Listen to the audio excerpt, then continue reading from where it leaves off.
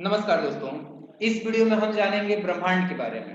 तो चलिए इस वीडियो लेक्चर को स्टार्ट करते हैं ब्रह्मांड के डेफिनेशन से, जो कि अपने आप में मुकम्मल डेफिनेशन होगा और बहुत ही छोटा यानी कि सूक्ष्म से सूक्ष्म और साथ साथ ये सरल और सटीक होगा।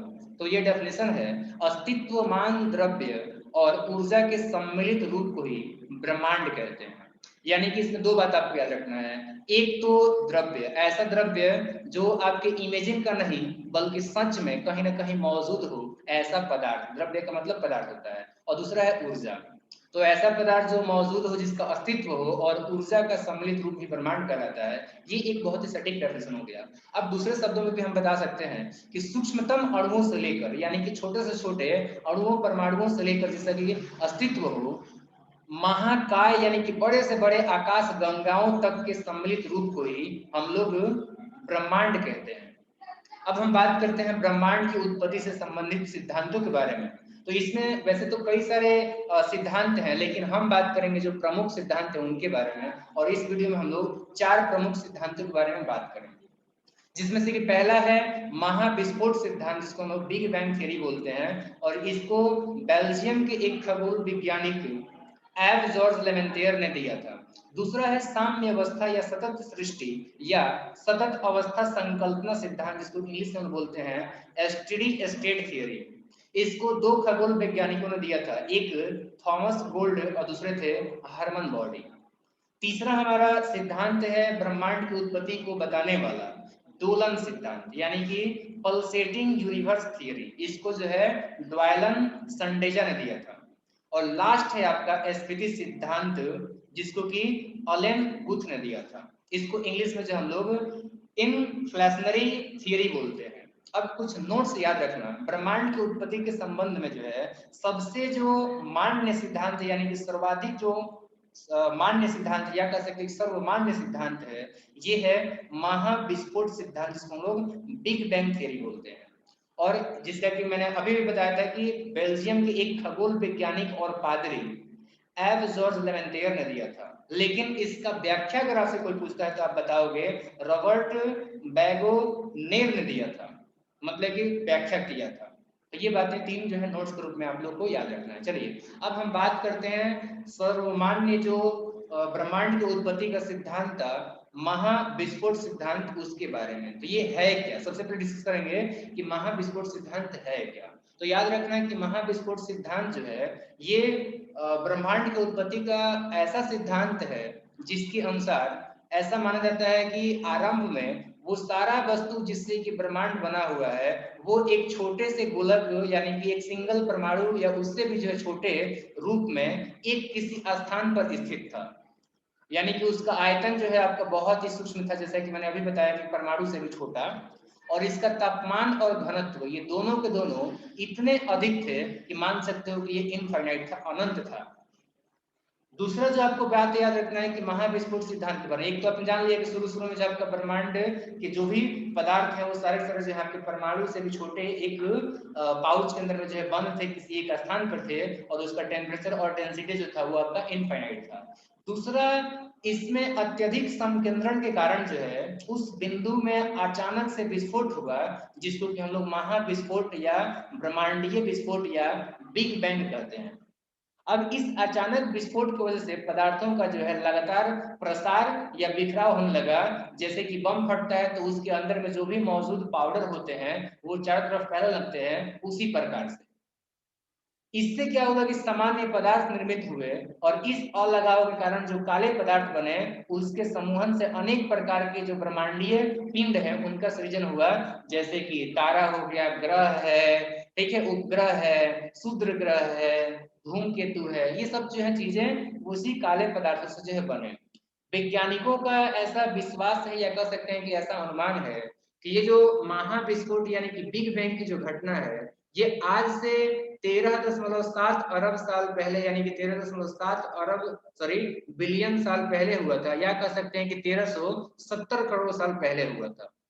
और इस महाविस्फोट के करीबन करीबन 9.2 अरब वर्ष बाद यानी कि आज से करीबन 4.5 अरब साल पहले यानी कि करीबन 4.5 अरब साल पहले जो है सौर मंडल का विकास हुआ, जो हमारे पृथ्वी का परिवार है या हमारे सूरज का जो है परिवार है।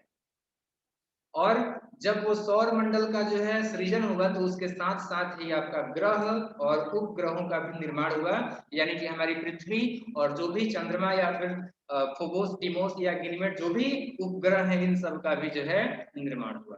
तो इस प्रकार से बिग बैंग परिघटना से जो है ब्रह्मांड की उत्पत्ति हुई और तब से लेकर के अभी और आगे भी जो है करीब कई सारे मतलब अरबों खरबों जो है वर्ष तक निरंतर इसमें विस्तार होता रहेगा और अभी भी जारी है। इसके साक्ष्य के रूप में आकाश गंगाओं के बीच का जो बढ़ता हुआ दूरी है उसे दिया जाता है। और नासा ने 2001 में मैप यानी कि माइक्रोवेव एनिसोट्रॉपी प्रोब जो एक अनुसंधान किया था उससे जो है इसका पुष्टि होता है, यानी कि आकाश गंगाओं के बीच में जो बढ़ता हुआ दूरी है इसी के माध्यम से जो हमें पता लगता है कि जो है बिग बैंग कभी हुआ था, धमाका हुआ था, मतलब महाविस्फोट हुआ था। चलिए अब हम बात कर लेते हैं ब्रह्मांड के निरंतर विस्तारण के बारे में, मतलब प्रसार के बारे में। तो देखो इसके साक्ष्य को जुटाने में जो है एडविन हबल का सबसे बड़ा योगदान है, या कह सकते हैं कि उल्लेखनीय योगदान है। अब ये जो आपका एडविन हबल है इसने ब्रह्मांड के निरंतर विस्तार के साक्ष्य के रूप में तीन चार साक्ष्य दिया हुआ है। पहला ये कि अंतरिक्ष में सूक्ष्म तरंगों का उपस्थिति का पता लगा। इस एडविन हबल जो है कह सकते हैं कि आपका जो है सैटेलाइट के माध्यम से हमें पता क्या लगा कि अंतरिक्ष में सूक्ष्म तरंग यानी कि माइक्रोवेव उपस्थित है, जिससे पता लगता है कि ब्रह्मांड लगातार फैल रहा है। दूसरा कि अंतरिक्ष में हमें जो है ना एडविन हबल के द्वारा रेड शिफ्ट परिघटना देखने को मिला, इससे भी हमें पता लगता है कि ब्रह्मांड लगातार जो है फैल रहा है। और तीसरा, आधुनिक अध्ययनों में सुपरनोवा का अंतरिक्ष में विस्फोट होना भी ब्रह्मांड के विस्तार के साक्ष्य के रूप में जो है माना जा रहा है। तो ये तीन जो है साक्ष्य के रूप में आप लोग अगर कोई पूछता है या किसी एग्जाम में पूछा जाता है तो आप बताओगे। एक तो माइक्रोवेव का प्रेजेंस, दूसरा रेड शिफ्ट का जो है वहां पर दिखाई देना, और तीसरा है आपका सुपरनोवा का विस्फोट होना। तो ये तीन घटनाएं हैं जो कि महाविस्फोट सिद्धांत को जो है वेरीफाई करते हैं। ठीक है, और इसमें जो है उल्लेखनीय योगदान अगर कोई पूछता है तो बताना है एडविन हबल को। चलिए नेक्स्ट आप लोगों को एक नोट्स में बताता हूँ, वही जो आप लोगों को मैप जो मैं बता रहा था उसी के बारे में आप लोगों को कुछ तथ्य बताता हूँ जो कि इम्पोर्टेंट है। तो देखो ये जो मैप है मतलब कि माइक्रोवेव एनिसोट्रॉपी जो प्रोब है, ये एक्चुअली में नासा के द्वारा डेविड विल्किंसन के नेतृत्व में बिग बैंग को वेरीफाई करने के लिए 30 जून 2001 को जो है स्टार्ट किया गया था। और मैप जो है ना यानी कि ये जो आपका माइक्रोवेव एनिसोट्रॉपी प्रोब जो है ये एक आपका जो है खोजी उपग्रह है जो कि डिस्कवर करता है। और ये क्या करता है, तो ये जो आपका पिक्चर कैप्चर करके हमारे रिसर्च सेंटर में जो है भेजता है। तो इससे प्राप्त चित्रों के माध्यम से जो है बिग बैंग का वेरीफाई होता है, पुष्टि होता है, वेरिफिकेशन होता है। 11 जून 2013 में इसने जो पिक्चर भेजा हुआ था उस आधार पर नासा ने ब्रह्मांड का आयु 13.7 अरब साल निर्धारित कर दिया, घोषणा कर दिया। डेविड विल्किंसन का जो है निधन हो गया था 2002 में सितंबर महीने में। तो उसके बाद उनके नेतृत्व को सम्मान देने के लिए हमने मैप उपग्रह का नाम 11 फरवरी 2003 को डब्ल्यू मैप रख दिया, मतलब विल्किंसन माइक्रोवेव एनिसोट्रॉपी प्रोब रख दिया नाम। नेक्स्ट अब जो है CERN जिसको हम European centre for nuclear research बोलते हैं, इसने भी जो है कुछ डेवलपमेंट किया, चलिए उसका भी जिक्र कर लेते हैं। देखो ब्रह्मांड के रहस्यों को जानने के लिए 30 जून 2010 में European centre for nuclear research यानी कि CER ने जेनेवा में पृथ्वी की सतह से 50 से 175 फुट या सॉरी फुट बोल रहा हूँ मीटर नीचे गहराई में जो है करीबन करीबन 27.36 किलोमीटर लंबा एक सुरंग बनाया, और उसमें जो है लॉर्ज हैड्रन कोलाइडर नाम का एक महाप्रयोग किया, एक जो है आपका मेगा कह सकते हैं कि एक्सपेरिमेंट किया, और वो सफल भी रहा। लेकिन इसके पहले भी ये हुआ था 2008 में, तो वो आपका जो है फेल हो गया था। आपको याद रखना है कि इसमें क्या किया गया था, तो इसमें जो है ना प्रोटॉन बिंबों को लगभग लगभग प्रकाश के गति से जो है टक्कर मारा गया था, ताकि जो है हिग्स बोसान का निर्माण हो सके, यानी कि हिग्स बोसान का निर्माण के प्रयास मतलब किया जा रहा था, और इसके जो है प्रकाश की गति से जो है प्रोटॉन बिंबों को जो है आपका चोट किया गया था, यानी कि टक्कर मारा गया था। माना जाता है कि गॉड पार्टिकल के नाम से जाना जाने वाला हिग्स बोसान में ही ब्रह्मांड के रहस्य छिपे हुए हैं, और इसका कारण है कि ये जो है अब तक का सबसे बेसिक यूनिट माना जाता है। CERN यानी कि European centre for nuclear research ने 4 जुलाई 2012 को हिग्स बोसान से मिलता जुलता एक सब एटॉमिक पार्टिकल का डिस्कवरी किया, यानी कि डिस्कवरी करने में सफलता हासिल की, जिससे कि ब्रह्मांड के रास्ते को जानने के विषय में कई प्रकार के महत्वपूर्ण उपलब्धि जो है हमें पता लगा या फिर जो है प्राप्त हुआ, मतलब कई सारे उपलब्धियां जो है हासिल हुई। नेक्स्ट एक नोट्स याद रखना कि ये जो हिग्स बोसान के बारे में बात कर रहे हैं, गॉड पार्टिकल के बारे में बात कर रहे हैं, तो देखो ब्रिटिश वैज्ञानिक हिग्स 1964 में कॉस्मोलॉजी को समझने के लिए गॉड पार्टिकल परमाणविक कॉन्सेप्ट को जो है प्रेजेंट किया था, पेश किया था। और ये जो गॉड पार्टिकल है, ये भारतीय वैज्ञानिक सत्येंद्र नाथ बोस के जो है बोसान थ्योरी पर आधारित है। तो ये मोस्ट इंपोर्टेंट याद रखना है कि बोसान थ्योरी पर जो है गॉड पार्टिकल आपका जो है आधारित है, जो कि 1964 में हिग्स नाम के जो है व्यक्ति के द्वारा दिया गया था, ब्रिटिश साइंटिस्ट द्वारा दिया गया था, यानी कि ये इंग्लैंड के थे। नेक्स्ट अब हम बात करते हैं ब्रह्मांड के बारे में, कुछ जीके के बारे में। तो याद रखना कि ब्रह्मांड का व्यास 10 प्रकाश वर्ष है, और इसका इसके अंदर में जो है अनुमानता एक अनुमान है कि करीबन करीबन 100 अरब मंदाकिनी यानी कि गैलेक्सीज है, आकाश गंगाएं। तीसरी बात याद रखना है कि हर एक मंदाकिनी के अंदर में 100 अरब तारे होते हैं। तो चलिए हम बात करते हैं मंदाकिनी के बारे में, ये होता क्या है। तो याद रखना है कि मंदाकिनी जो होता है वो तारों का एक ऐसा समूह होता है जो धुंधला दिखाई देता है। अब धुंधला दिखाई देने का कारण आपको समझ में अभी आ जाएगा। देखो ये जो है तारा निर्माण की प्रक्रिया के शुरुआत में जो है गैस पुंज थे। जाहिर सी बात है, गैसों का जब पुंज है, ग्रुप है, यानी कि जो है एक बादल जैसा जो है धुंधला एक दृश्य है, तो ये आपका क्या होगा, धुंधला तो दिखाई देगा। तो याद रखना कि ये तारों का जो है ग्रुप होता है जबकि धुंधला दिखाई देता है। और इसका निर्माण जो है, इसका निर्माण तारा के बनने के शुरुआती स्टेज में जो है गैस पुंज से हुआ है। ठीक है। नेक्स्ट याद रखना कि हमारे पृथ्वी का अपना एक मंदाकिनी है जिसका नाम है दुग्ध मेखला या आकाश गंगा, जिसको कि इंग्लिश में बोलते हैं लोग मिल्की वे। अब तक ज्ञात इस मंदाकिनी का 80% जो भाग है ना, वो आपका सर्पिला यानी कि स्पाइरल है, यानी कि जो आपका ऐसे चपटा लंबा है। एंड नेक्स्ट की इस मंदाकिनी को सबसे पहले गैलीलियो ने देखा था अपनी दूरबीन से, हालांकि दूरबीन का तो डिस्कवरी उसने किया था। नेक्स्ट आकाशगंगा की सबसे नजदीकी जो मंदाकिनी है वो है देवयानी, इसको इंग्लिश में हम लोग एंड्रोमीडा बोलते हैं। तो याद रखना इंग्लिश नेम भी, क्योंकि कई बार से ये पूछा जा सकता है। नेक्स्ट सबसे जो हाल फिलहाल में जो हमें पता लगा है मंदाकिनी, वो है ड्वार्फ मंदाकिनी। अब चलिए हम बात करते हैं निहारिका यानी कि नेब्यूला के बारे में। तो देखो ये जो नेब्यूला यानी कि निहारिका जो है, ये एक ब्रह्मांडीय नर्सरी है जहां पर कि तारों का जन्म होता है। निहारिका में धूल और गैसों का बादल होता है।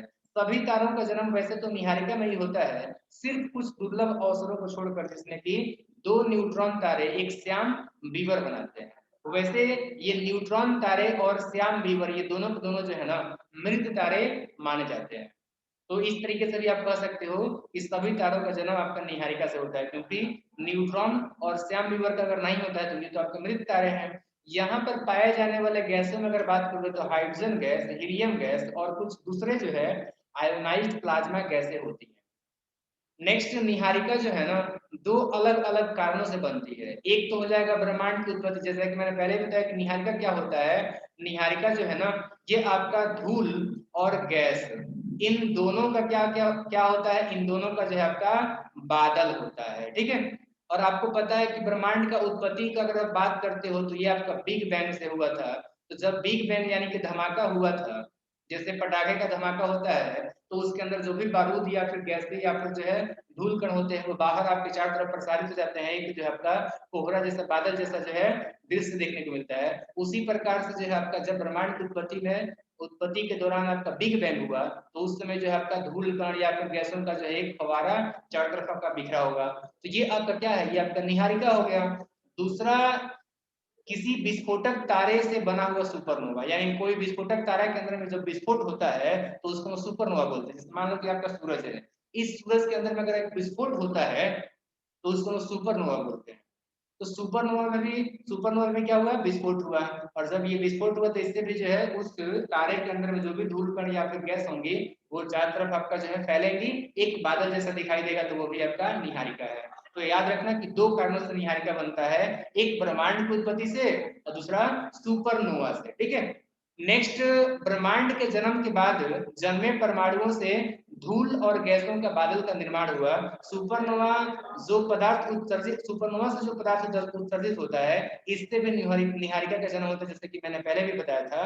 जैसे एग्जाम्पल में बेल और कर्क हो जाएगा। एंड नेक्स्ट याद रखना कि ब्रह्मांड की उत्पत्ति, सॉरी ब्रह्मांड बोल रहा हूँ, निहारिका की उत्पत्ति, ब्रह्मांड की उत्पत्ति और सुपरनोवा इन दोनों के मिक्सचर से भी हो सकता है। तो इस तरीके से इसका तीसरा कारण क्या हो सकता है, तो इसका जो तीसरा कारण है ये हो सकता है आपका ब्रह्मांड का जन्म और सुपरनोवा दोनों का मिश्रण।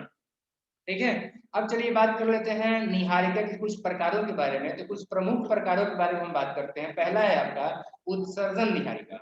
तो उत्सर्जन निहारिका जो होता है ना, ये सबसे सुंदर और रंग बिरंगा होता है, क्योंकि इसके अंदर में जो तारे बन रहे होते हैं वो प्रकाशित होते हैं, वो जो है लाइट चारों तरफ में इमिट करते हैं, मतलब निकालते हैं, छोड़ते हैं। इसका एग्जाम्पल हो जाएगा आपका चील और झील निहारिका। दूसरा है परावर्तन निहारिका। तो ये जो है ना, ऐसे निहारिका होते हैं जो कि तारों के जो प्रकाश होते हैं उसको परावर्तित कर देते हैं, यानी कि तारों में से प्रकाश इस निहारिका पर पड़ता है और पड़ने के बाद से जो है टकरा करके वापस लौट जाता है। ठीक है, ये तारे या तो निहारिका के अंदर होते हैं या पास में होते हैं। तो ये भी याद रखना है कि परावर्तन निहारिका जो होता है या तो उसके अंदर में ही तारा होता है जिससे कि प्रकाश परावर्तित होता है, या निहारिका के पास में होता है। ठीक है, जैसे एग्जाम्पल में आप बता सकते हो, प्लेइडेस निहारिका जो है एक परावर्तन निहारिका है। तीसरा हम बात करते हैं श्याम निहारिका। जैसे इसका नाम है काला, और काला चीज जो होता है वो प्रकाश को अपने में से जो है दूसरी तरफ में जान नहीं देता है, सूख लेता है। तो ये श्याम निहारिका जो है ये अपने पीछे से आने वाली प्रकाश को एक दीवार की तरह, एक बैरियर की तरह रोक लेता है, और यही कारण है कि हम अपनी आकाश गंगा में बहुत दूर तक नहीं देख पाते हैं। चलिए नेक्स्ट हम बात करेंगे ग्रहीय निहारिका के बारे में। तो ग्रहीय निहारिका का निर्माण उस वक्त होता है जब एक सामान्य तारा एक लाल दानव तारे में बदल करके अपने बाहरी तहों को यानी कि सरफेसेस को उत्सर्जित कर देता है। अब अंत में जाते जाते हम बात करेंगे ओरियन नेबुला यानी कि ओरियन निहारिका के बारे में। तो देखो, हमारी आकाश गंगा का जो है ये सबसे शीतल और चमकीले तारों का समूह है, जिसको कि हम लोगों ने नाम दिया हुआ है ओरियन नेबुला, क्योंकि ये थोड़ा सा धुंधला दिखाई देता है और तारों का जो एक समूह है। तो यहीं पर हम वीडियो को समाप्त करते हैं। उम्मीद है कि आप लोगों को ये वीडियो अच्छा लगा होगा। अगर अच्छा लगा हो तो अपने दोस्तों के साथ भी शेयर करें, ताकि वो भी इन सभी बातों को जो है अच्छे से समझ सकें और अपना जो है एग्जाम क्लियर कर सके। Thank you.